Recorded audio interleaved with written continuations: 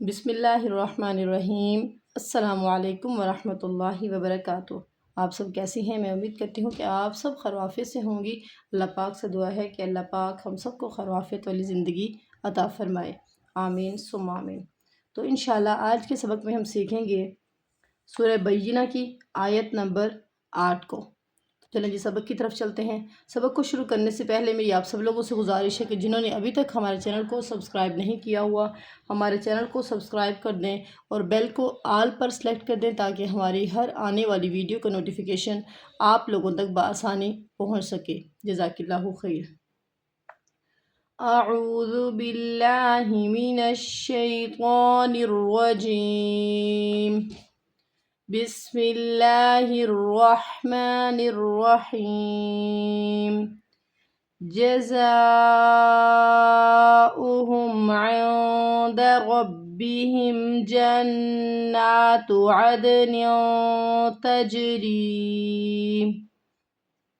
جزاؤہم جیم زبر جا، زا الف مد زبر زا، جزاؤہم یہ جو پیش آ رہی ہے وہ حمزہ کے اوپر آ رہی ہے، واو کے اوپر نہیں آ رہی، ٹھیک ہے؟ یعنی کہ حمزہ کی یہ شکل ہے، کبھی وہ آپ کو یا کے اوپر دکھے گی، کبھی واو کے اوپر، کبھی الف کے اوپر، لیکن اس کو ہم نے کیا پڑھنا ہے؟ حمزہ ہی پڑھنا ہے، اس کو ہم نے واو کے ساتھ ایسے نہیں پڑھنا جزاؤہم، یہ غلط ہو جائے گا۔ جزاؤہم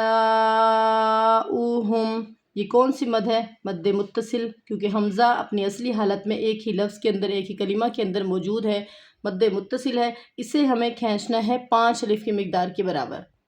ہا میم پش ہم، میم ساکن کے بعد اگلا حرف نہ ہی با ہے اور نہ ہی میم ہے، تو کون سا قاعدہ ہو گیا؟ اظہار شفوی، یعنی کہ اس کو ہمیں جلدی سے ادا کرنا ہے۔ جزاؤہم عند ربہم، نون ساکن کے بعد اگلا حرف حروف اخفا میں سے ہے، تو یہاں پہ ہمیں نون کی آواز کو چھپا کر پڑھنا ہے۔ دال متحرک، دال کو ہمیں نہیں کھینچنا، پھر سے میم دوبارہ سے یہاں پر اظہار شفوی کا قاعدہ ہو رہا ہے، کیونکہ میم ساکن کے بعد اگلا حرف جیم ہے، با یا میم کے علاوہ کوئی اور لفظ آ جائے تو ہمیں وہاں پر اظہار کرنا ہوتا ہے۔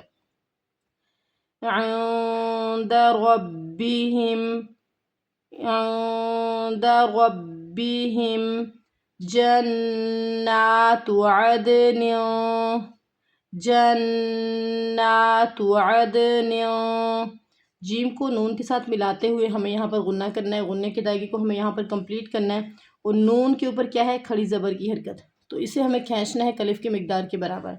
تا متحرک، تا کو ہمیں نہیں کھینچنا، عین کو دال کے ساتھ ملاتے ہوئے یہاں پہ قلقلہ اور نون دو زیر نن، یہاں پہ تنوین کے بعد اگلا حرف حروف اخفا میں سے ہے، تو ہمیں یہاں پر نون کی آواز کو چھپانا ہے، پھر دوبارہ سے یہاں پہ تا کو جیم کے ساتھ ملاتے ہوئے قلقلہ ہو رہا ہے۔ قلقلہ کن کن حروف پر کیا جاتا ہے؟ کتب جد، جیم بھی ساکن ہے، یہاں پہ دال بھی ساکن ہے، تو دونوں جگہ پر یہاں پر قلقلہ ہو رہا ہے۔ را یا زیر ری حروف مد ہے، تو یہاں پر ہمیں رکنا ہے، وقف کرنا ہے۔ کیوں وقف کرنا ہے؟ کیونکہ آیت آگے بڑھی ہے، ٹھیک ہے؟ سب سے پہلے ہمیں یہاں سے لے کر یہاں پہ وقف کرنا ہے، پھر دوبارہ ہمیں یہیں سے آگے شروع کرنا ہے آیت کو۔ جزاؤہم عند ربہم جنات عدن تجری، جنات عدن تجری، جزاؤہم عند ربہم جنات عدن تجری من تحتها الانہار، من اخفا ہو رہا ہے، نون ساکن کے بعد اگلا حرف تا ہے، تحتها اب یہ ہا گلے سے ادائیگی ہوگی، اور یہاں پر دوسرا ہا جو ہے یہ بھاری ہا ہے، سینے سے ادا ہوگا۔ من تحتها من تحتها الانہار، انہار، نون ساکن کے بعد اگلا حرف حروف ہلکی میں سے آ گیا، تو یہاں پہ ہمیں کیا کرنا ہے؟ اظہار کرنا ہے۔ خالدین فیہا ابدا، خالدین، خالدین فیہا ابدا۔ اچھا جی، اب اس آیت کے اندر ہماری کہاں پہ غلطی ہوتی ہے؟ اس را پہ اور اس نون پہ۔ ایک غلطی ہماری یہ ہو رہی ہوتی ہے کہ ہم اس را اور نون کو کھینچنے کی غلطی کر دیتے ہیں، دونوں کیا ہیں؟ متحرک حرف ہیں، دونوں کو ہمیں لمبا نہیں کرنا۔ اور دوسری بات یہاں پہ اکثر ہم پڑھ رہی ہوتی ہے میوں تحتی الانہار، ال کی آواز آتی ہے، یہ ال نہیں ہے، ہا ہے، ہل کی آواز آئے گی، ٹھیک ہے؟